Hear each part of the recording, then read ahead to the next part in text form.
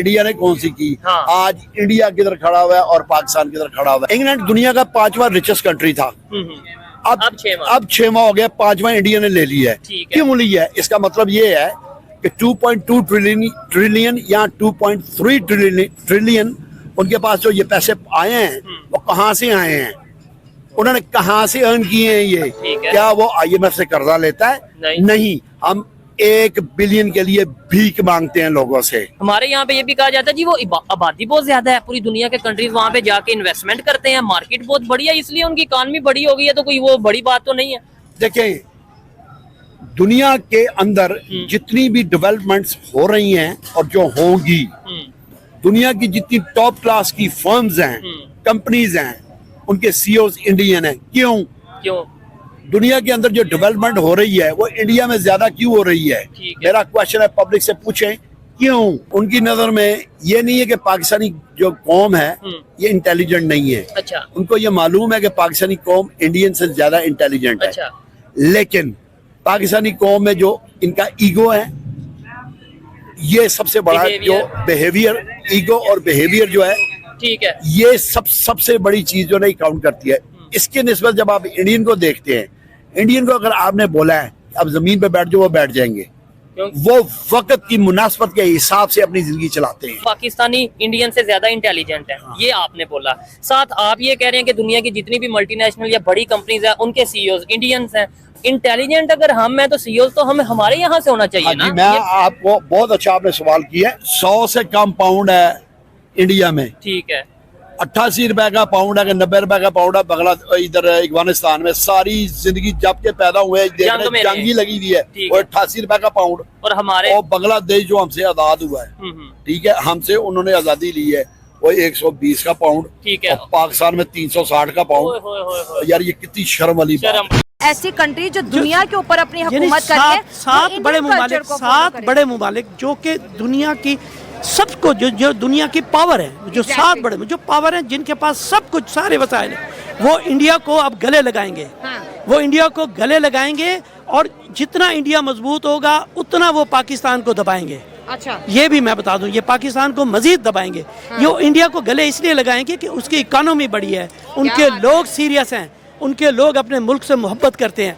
यहाँ तो हर बंदा, हर इंसान, हर एक बंदा ऐसा इन्वायरमेंट क्रिएट करते हैं कि जो मुल्क के लिए बेहतरी ना हो, अपनी बेहतरी हो जाए, मुल्क जाए जहन्नम में। ये है सबसे बड़ी बात इधर। अच्छा, ये यानी बजट भी बनाएंगे, ये मुल्क के अंदर जो भी काम करेंगे, जो भी इनका किरदार होगा वो पर्सनलाइज होगा, वो नेशनलाइज नहीं होगा। ये बात मैं ये नहीं समझता कि ये कोई मैं बात कर रहा हूँ, ये सब जान के करते हैं, जानबूझ के अपने इंटरेस्ट के तौर पे करते हैं। सर, बात यहाँ पर ये है कि मोदी साहब को G7 के अंदर एज ए स्पेशल गेस्ट के तौर पर बुलाया गया। इंडिया के लिए बड़ी ऑनर की बात है। इटली के साथ जो है उनके कुछ कॉन्ट्रैक्ट्स भी रहेंगे, बड़ा फायदा होने वाला है फ्यूचर में।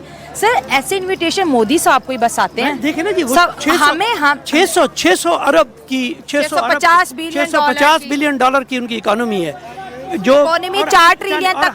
हम 1 बिलियन के लिए हर एक के तरले कर रहे हैं, मिन्नतें कर रहे हैं। 4 ट्रिलियन डॉलर की है और 650 बिलियन डॉलर उनके पास रिजर्व पड़ा हुआ है। पता है, अब ये और हमारे पास ये नहीं मांगे तांगे के 10-12 भी नहीं बनते पूरे। तो फिर वो हमें देखे ना, अगर हम अपने आप को भिखारी बनाते रहेंगे तो हम भिखारी रहेंगे ना। मतलब जब हमारी विल ही नहीं है कि हम मुल्क को हम अपनी तरक्की करें या हम अपने आप को कोई आगे लेके जाएं, मजाक करते रहेंगे। हर बंदा यहाँ मजाक करने के बहुत ही ज़्यादा खूबसूरत टॉपिक आज हम डिस्कस करने वाले हैं। सबसे पहले जो नमस्ते इंडिया बहुत ज़्यादा सोशल मीडिया पर ट्रेंड कर रहा है, ये क्यों ट्रेंड कर रहा है इसकी वजह भी मैं बताऊंगी। और देखा मेरे चेहरे पे भी एक स्माइल आ गया। सबसे पहले मैं बात करूंगी जॉर्जिया मेलोनी की, कि जिस तरह से उन्होंने इंडियन कल्चर को प्रमोट किया। G7 में जितने भी गेस्ट आ रहे हैं वो उनको नमस्ते नमस्ते नमस्ते कर रही है। बड़ी पावर होती है, क्योंकि देखो उन्होंने 140 करोड़ इंडियंस के दिल जीत लिए। पहले भी उनका जो इंडिया के साथ रिलेशन है वो बहुत ज्यादा स्ट्रॉन्ग था, लेकिन अब मजीद ज्यादा बेहतर होता जा रहा है। अब मैं जो सबसे सेल्फीज भी डिस्कशन हम जरूर करेंगे। मैं नेक्स्ट सवाल ये पूछूंगी कि जॉर्जिया मेलोनी हम देखते हैं कि इंडिया में आती हैं तो मोदी साहब के साथ सेल्फीज, मोदी साहब जो है इटली में जाते हैं तब भी उनके साथ क्योंकि सेल्फी। उन्हें पता है कि जिस लीडर की पावर बहुत ज्यादा होती है ना, जिन्हें लोग पसंद करते हैं, तो उनके साथ सेल्फी तो बनती है। देखो उन्होंने जहाँ जहाँ पे वो सेल्फी अपलोड की है, कितने अच्छे Viral, कमेंट्स, हाँ, वायरल हो yes, गया। yes. मैंने खुद देखी, और मोदी जी कितने हंस रहे हैं, वो भी कितनी हंस रही है। बड़ा तो इंडिया- strong bond तो दिख रहा इंडिया है। भी एक बहुत स्ट्रॉन्ग कंट्री है और इटली भी एक बहुत ज्यादा Exactly, strong yes, country yes, है, हाँ। और वो दोनों चाहते हैं कि हम एक दूसरे के साथ अपने रिलेशन को बहुत ज्यादा स्ट्रॉन्ग करें, और वो यही करने की कोशिश कर रही है। एक चीज और भी मैं दोस्तों के साथ शेयर करूं कि जो पोप फ्रांसिस हैं, जो कि कैथोलिक चर्च के मैं कहूँगी बड़े माने जाते हैं, उन्होंने भी मोदी साहब को गले लगाया। ये भी बड़ा वायरल हो रहा है। यार। बाकी सबके साथ हाथ मिलाया, मोदी जी को गले लगा लिया। क्योंकि उन्हें पता है कि जो जितना ज्यादा मक्खन लगाएगा उतना ज्यादा वो आगे निकल जाएगा। तो मतलब मक्खन किस सेंस में? मतलब कि जो जितना ज्यादा मोदी जी के करीब आने की कोशिश करेगा, कुछ गले मिल रहे हैं, कुछ हाथ मिला रहे हैं, हर इंसान एक दूसरे से बढ़ के आगे जा रहा है कि मोदी जी की नजर में मैं आ जाऊं, मैं आ जाऊं, मैं आ अच्छा, जाऊं, अच्छा। कि मैंने गले मिला था, मैंने हाथ मिलाया था, वायरल भी हो रहे हैं ना, हो हाँ। जाऊं और हमारी कंट्री का नेम आए कि इस कंट्री के प्रेसिडेंट थे या प्राइम मिनिस्टर थे।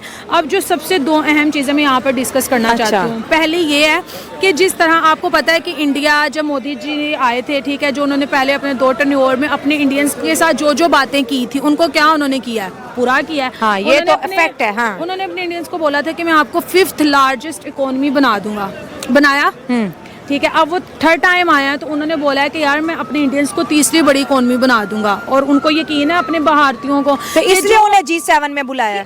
रुको मैं बताती हूँ, उनको पता है कि यार जो हमारे लीडर बात करते हैं वो पूरी होती है, ठीक है। और उन्हीं की इस तमाम चीजों को देखते हुए बाकी कंट्रीज के लोग भी चाहते हैं कि यार जो मोदी कहता है वो सच होता है, और वो चाहते हैं कि हम इनके साथ अपने रिलेशन ये को तो वो बेस्ट बात करें। याद आ गई, मोदी है तो मुमकिन है। Obviously तो मोदी- G7 जो है मुझे लगता है इस वजह से भी बहुत ज्यादा इंडिया को इम्पोर्टेंस दे रहा है। इस वक्त सोशल मीडिया पे जो दिख रहा है कि इंडिया शायद 3री बड़ी इकोनॉमी बनने जा रही है, और उनके इंटरेस्ट इंडिया के साथ ऐसे है है। क्योंकि मोदी जी जब वहाँ पे गए हैं, जब उनको सही बुलाया बात है, गया है, हाँ। वो चाहते हैं कि हम इंडिया के साथ अपने रिलेशन को बेहतर करें, कारोबार का काम करें, हाँ, yes, ठीक है, yes, अपने yes. बिजनेस को स्ट्रॉन्ग करें। तो वो इस वजह से गए हैं। देखो वो जब जहाँ पे जाते हैं ना मोदी साहब, तो क्यों इंडियंस खुश होते हैं कि हमारे जो मोदी साहब हैं वो इस कंट्री का दौरा करने गए हैं, वो इस कंट्री का, उन्हें पता है कि जब वो वहाँ पे जाएंगे वो हमारे इंडियंस के लिए इन्वेस्टमेंट लेके आएंगे, Yeah, वो हमारे इंडियंस wow. के लिए बिलियन ऑफ डॉलर्स लेके। रिबाहा आ जाओ रिबाहा आ जाओ। वाह जी वाह, रिबाहा भी मिल गई। कैसी हो रिबाहा, ठीक हो? मेहंदी इतनी जल्दी? यार बस निकली थी तो मामा के साथ मैंने मेहंदी लगाई। जी, रिबाहा की मेहंदी बहुत प्यारी लग रही है। रिबाहा, कैसी हो? ईद मुबारक बोल दो खैर सबको। मुबारक, आपको भी बहुत बहुत मुबारक हो, सबको ईद मुबारक। रिबाहा ने आज भी नंबर ले लिया भाई, पहले मेहंदी लगवा लिया है। तुम लोग करो काम।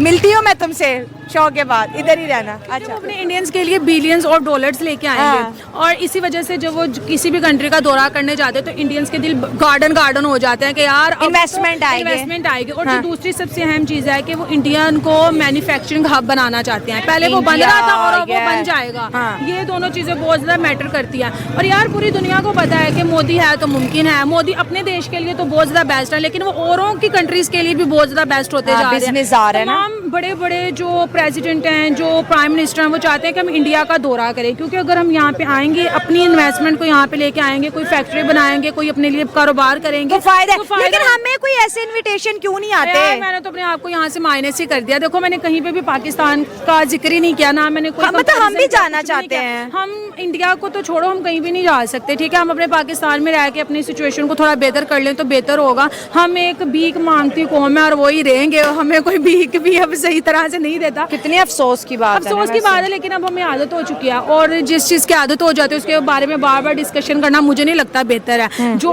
कंट्रीज तरक्की तो G7 को enjoy कर रही हो। जो कंट्रीज तरक्की कर रही हैं तो हमें उन्हीं पे बात करनी चाहिए, तो मुझे लगता है वो ज्यादा बेस्ट है। अब G7 की धूम है और नमस्ते इंडिया चल रहा है, हम भी नमस्ते इंडिया करते हैं। क्या पता हम भी वायरल हो जाए।